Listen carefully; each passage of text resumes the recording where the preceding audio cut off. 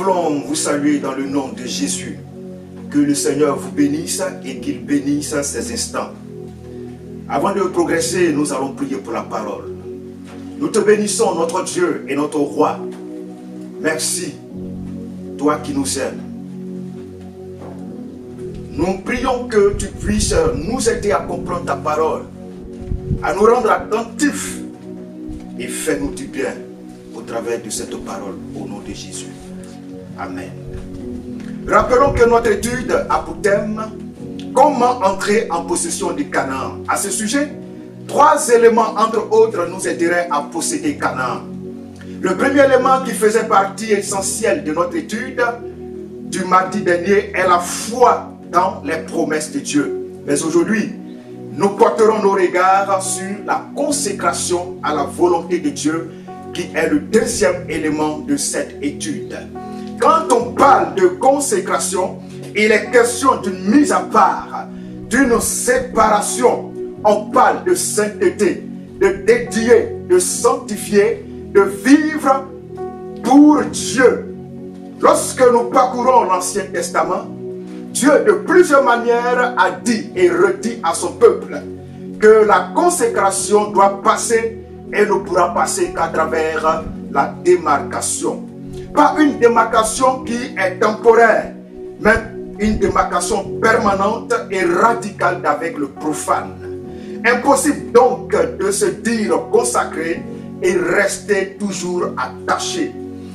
Dieu dit à son peuple dans Josué chapitre 6, le verset 18, et nous allons lire, il dit ceci: gardez-vous seulement de ce qui sera dévoué par interdit, car si vous preniez de ce que vous aurez dévoué par interdit, vous mettriez le camp d'Israël en interdit et vous y jeteriez le trouble.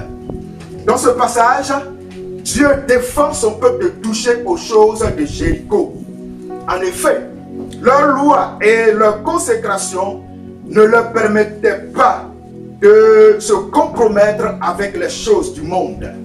Mais le manque de consécration totale, c'est-à-dire de tout le peuple, de tout le corps à la volonté de Dieu, a amené à infliger une défaite lamentable aux enfants d'Israël. Chers frères, chers sœurs, en ces temps de la faim, en ces temps de crise sanitaire, en ces temps de difficultés et d'épreuves, comment vivons-nous la consécration à Dieu? Aujourd'hui, ce n'est pas le temps de pleurer, ce n'est pas le temps de se lamenter, ce n'est pas le temps de se relâcher, ce n'est pas le temps de chercher à accuser qui que ce soit. Ce n'est pas le temps de dire que la chair est faible. Ce n'est non plus le temps de paresser et ouvrir un œil pour voir si Christ est de retour. Mais c'est le temps de nous réveiller enfin du sommeil. Nous dit Romains chapitre 13, le verset 11. Oh bien-aimés, sur le chemin de Canaan, il y a toujours des difficultés. Il y a des blocages, il y a des obstacles, voire même des oppositions. Mais nous devons marquer la différence de par la qualité de notre vie de consécration. Daniel et ses compagnons se sont démarqués en refusant de se souiller avec les mains du roi. Daniel chapitre 1, le verset 8 nous le dit. Lorsque nous poursuivons la lecture au chapitre 3, les versets 16 jusqu'au verset 18, nous voyons là que la consécration de Shadrach, de Meshach et d'Abednego à Dieu et la soumission à sa loi les mettait dans l'impossibilité de se courber devant la statue d'or érigée par le roi Nebuchadnezzar. Malgré la menace de mort, ils ont refusé d'adorer la statue.